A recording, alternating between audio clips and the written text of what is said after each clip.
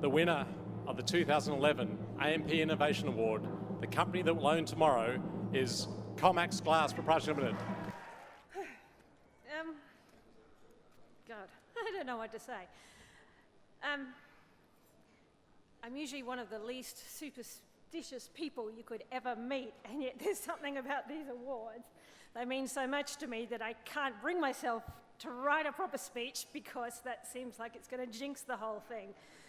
And then when I saw the other entrants in this category, and I've talked to some of them and learnt some of their stories, in particular the Zenda gluten-free and Repipe, I really didn't think I'd be standing here.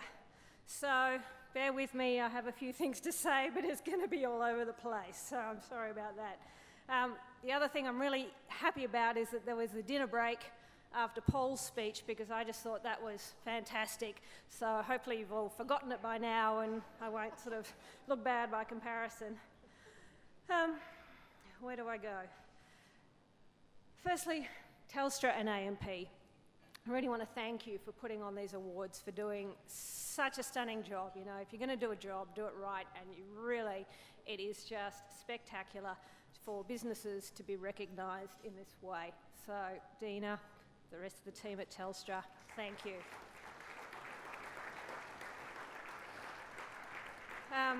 There was a little bit of a brouhaha in the press over the last couple of weeks in Sydney. I don't know how wide it got, but a commentator that I read a lot, Mia, said something on, I think, morning television about how in this country we have a tendency to idolise sporting heroes and don't give enough credit to other kinds of heroes.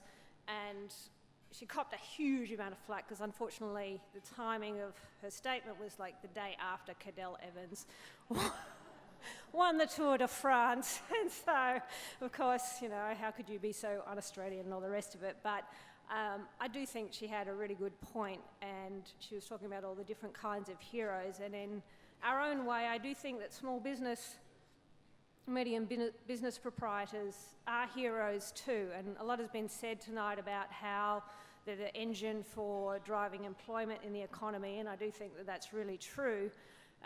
Another aspect that's great about small business that I'd like to focus on is the fact that it is also, and can be, a real force for good. And I think Paul talked a bit about this in his speech, that one of his new goals is to go on and employ 700 families and be out there and doing good in the community. And one of the great things as a small business, when you own it, you don't have to be rapacious. You haven't got shareholders to report to that are demanding ever greater profits. You haven't got a share market sort of tracking your every move saying, oh dear, you know, you've slipped up a bit there, so we're going to mark you down.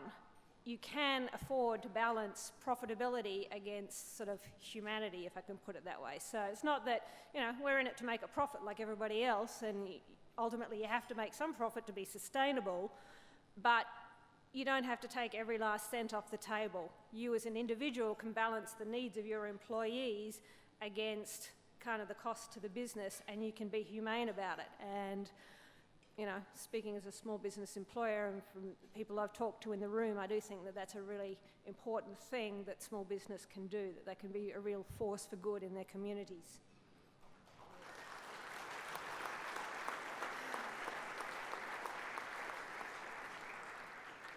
So just a little bit about Colmax. Some of you have heard the story. Some of you will have picked it up a bit from the great blurb. Basically, we started back in 2005 with a small idea to make a very, very specific product for someone that came to us asking for it.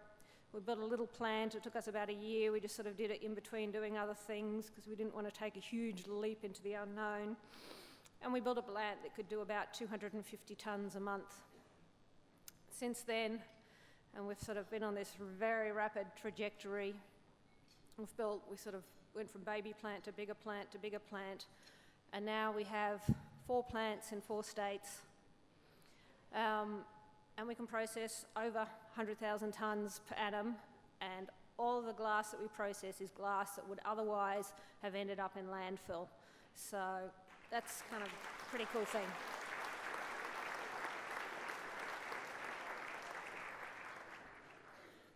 But of course, like everybody else, we could not have done what we've done without our team. So there's a few people I really want to thank. They couldn't be here with us tonight because they're too busy out making money for us, which we like. Peter Breed came on board 2.5 years ago as our Chief Operations Officer. He works for sometimes very little pay, certainly less than he could have continued to earn in the telcos industry where he came out of. But he has just been a tremendous asset to the business, and we really could not have done it, and I'm not sure our marriage could have survived without him, because most of our plants run 24/7.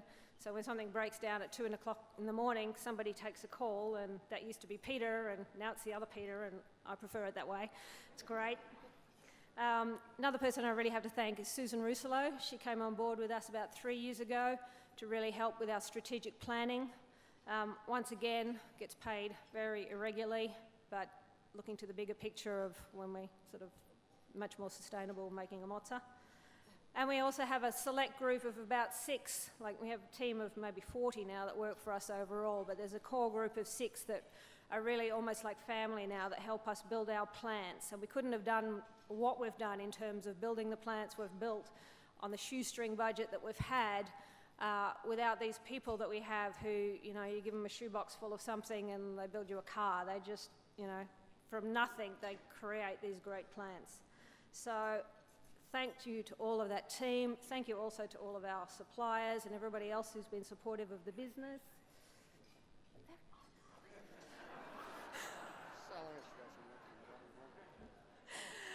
And a very big thank you to a body called the Australian Packaging Covenant, who basically have a mandate to stop packaging waste going to landfill and very kindly occasionally hand out grants to people like us who can demonstrate that that's what they're going to do with the money. So with their support, we've been able to build the plants that we've built, and hopefully they're pretty happy that we're doing exactly what we said we would do and taking all of those tonnes out of landfill.